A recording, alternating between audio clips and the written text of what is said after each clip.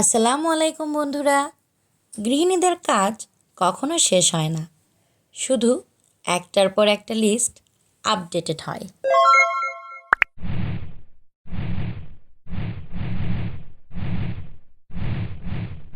তো কেমন আছেন সবাই? আশা করছি ভালো আছেন।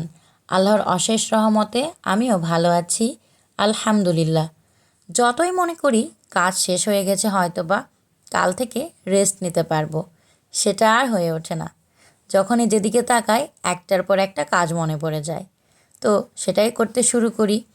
তো এত কিছু করেছি রমজানের আগে, ঘর গোছাতে, ঘর পরিষ্কার করতে, রান্নাঘর পরিষ্কার করতে করতে এই খেজুরগুলো বক্সে তোলাই মনে ভুলে গিয়েছি।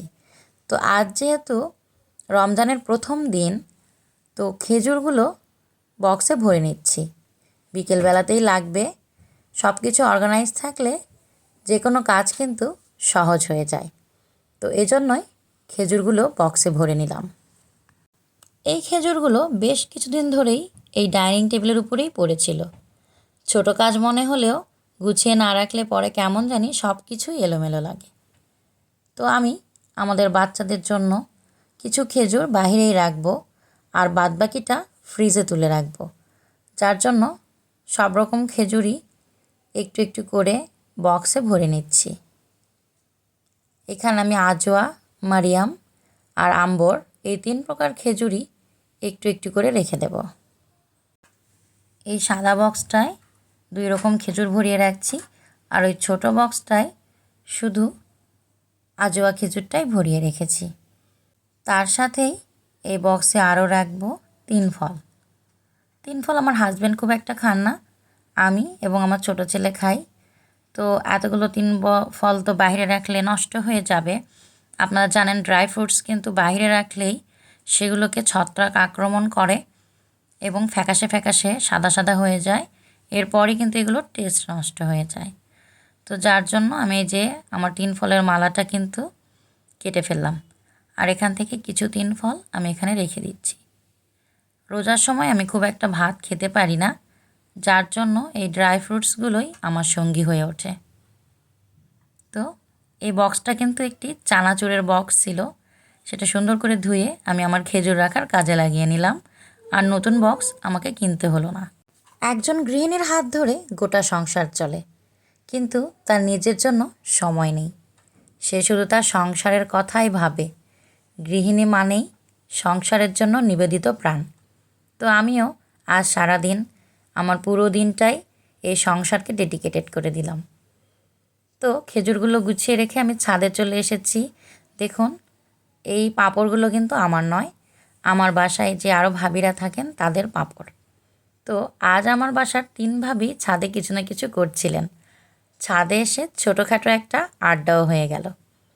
এপাশে একজন ভাবি দিয়েছেন পাঁপড়, ও পাশে একজন ভাবি রেখেছেন মুরগি। আর আমার ছাদের পাশেই এই বিল্ডিংটা কিন্তু নতুন হয়েছে। এখানে আগে সম্পূর্ণটাই একটা ফাঁকা ফিল্ড ছিল, এখন এটা একটা 3তলা ভবন হয়ে গিয়েছে। ছাদের চারপাশটা আপনাদের সঙ্গে একটু শেয়ার করে নিলাম। সকালের মিষ্টি রোদে ভালোই লাগছিল।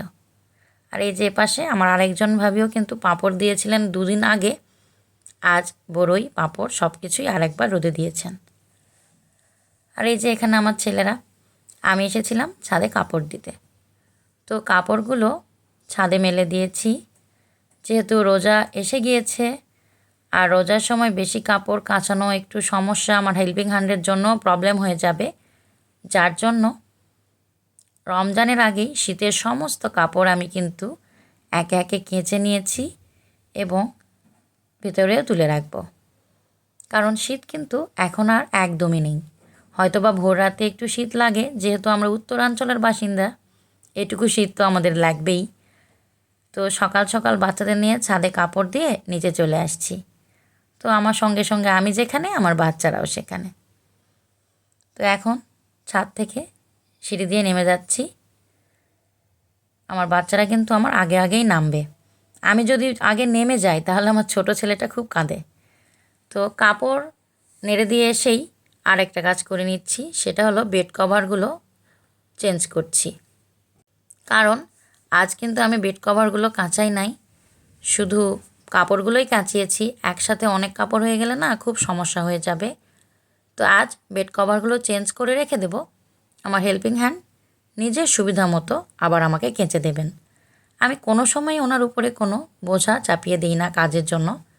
যেগুলো পারি একসাথে করার চেষ্টা করি, আর যেগুলো একদমই ওনারই কাজ সেগুলো উনি করেন, তো ওনাকে হেল্প করি। উনি কাপড় কেচেছেন। আমার বড় ছেলে কিন্তু এক বালতি ভারী কাপড় উপরে নিয়ে গিয়েছে, আর আমি সেগুলোকে নেড়ে দিয়েছি। যেহেতু বেশি কাপড় ছিল, 2 বালতি কাপড় হবে, তো হেল্পিং হ্যান্ড তো একা একা পারতেন না। তো যখনই আমার বড় ছেলে বাসায় থাকে, ওই কিন্তু সব সময় আমার হেল্পিং হ্যান্ড আন্টিকে হেল্প করে। কাপড় ছাদে দিয়ে আসে, কাপড়ে ক্লিপ লাগিয়ে দেয়, কারণ সব সময় তো আমি যেতে পারি না। আমার ছোট ছেলেটা হয়তো অনেক সময় ঘুমায় বা জেদ করে, আমার সঙ্গে যেতে চায়, হয়তো বা আমার নিচে রান্নার কাজ থাকে, এজন্য আর কি। তো কথা বলতে বলতে আমার বেডটা কিন্তু আমি ক্লিন করে নিচ্ছি। বেডের মাঝখানে আমার ছোট ছেলে পানি ফেলেছে, যার জন্য ওখানে ভেজা লাগছে। তো আমি আমার বেডের একদম বেডশিটের নিচে একটা করে কাঁথা পারি, আর এই কাঁথাগুলো কিন্তু আমার আম্মু নিজে হাতে সেলাই করে আমাকে দিয়েছেন। কাঁথাগুলো ব্যাপক সুন্দর, কাছে থেকে দেখলে আপনারা বুঝতে পারবেন এত সুন্দর হাতের কারিগরি। তো আমার বেড কভারও কিন্তু প্রায় পাড়া হয়ে যাচ্ছে। আগে বালিশ কভারগুলো চেঞ্জ করে নিয়েছি, পরে বেডটা পেরে দিলাম। আর একই সাথে আমি আমার বেডটাও কিন্তু মুছে পরিষ্কার করে নিচ্ছিলাম। আমার বেড কভার যে বালিশের থেকে যে কভারগুলো খুলেছিলাম, সেই কভারগুলো দিয়েই কিন্তু আমি আমার বেডটা ক্লিন করে নিচ্ছিলাম। সব সময় ক্লিন করা হয়, তারপরেও জানি না ধুলো ময়লা কোথা থেকে চলে আসে। তো এই বেডশিটটা আমার কাছে খুবই ভালো লেগেছে, একটু হালকা রঙের। এগুলো হোমটেক্স, ক্লাসিক্যাল হোমটেক্সের বেডশিট। আমি একবারে আমাদের যত বালিশ আছে সবগুলোর জন্যই কাপড় কিনে বানিয়ে নিয়েছিলাম, যেহেতু আমার ছোট ছেলে ছোট ছোট বালিশ ইউজ করে, আর আমার নিজেরও পাশ বালিশ ইউজ করার অভ্যেস আছে, এজন্যই। আর ভারী কম্বলগুলো তো কেচে ধুয়ে শুকিয়ে প্যাকেটে রেখে দিয়েছি, এখনও তোলা হয় নাই। আর এই পাতলা কম্বলগুলো আমার বাচ্চাদের জন্য বাইরে রেখেছি, যেহেতু ভোর রাতের দিকে কিন্তু একটু শীত লাগে। আর আমার জন্য এই কাঁথা, এই কাঁথাও কিন্তু আমার আম্মুই আমার জন্য বানিয়ে দিয়েছিলেন। এই কাঁথার বয়স প্রায় 25-26 বছর হবে। এটা রাজশাহী বিভাগ থেকে আমি যখন অনেক ছোট ছিলাম, আম্মু আমাকে নিয়ে গিয়েছিলেন, ওখানেই কাপড় কিনে ওখানকার কারিগরের কাছে থেকেই ডিজাইনটা তুলে নিয়ে এসেছিলেন, ছাপিয়ে নিয়ে এসেছিলেন আর কি। আর বাসায় এসে আমার মা এবং খালারা সবাই মিলে কিন্তু এই কাঁথাটা সেলাই করেছিলেন। এই কাঁথায় যেই সেলাইটা আছে, এটাকে গিট ফোর বলা হয়। আর এই যে আমি তো বলেছিলাম কম্বলগুলো কেচে প্যাকেট করে রেখেছি, কমফোর্টারটাও কেচে প্যাকেট করে রেখেছি। এ সব কিছুই কিন্তু এখন তুলে দেব একদম উপরে। তো আজ এ পর্যন্তই। ভালো লাগলে আমার ভিডিওটি একটি লাইক দিয়ে দেবেন এবং সাবস্ক্রাইব করে আমার চ্যানেলের পাশেই থাকবেন। আসসালামু আলাইকুম, আল্লাহ হাফিজ।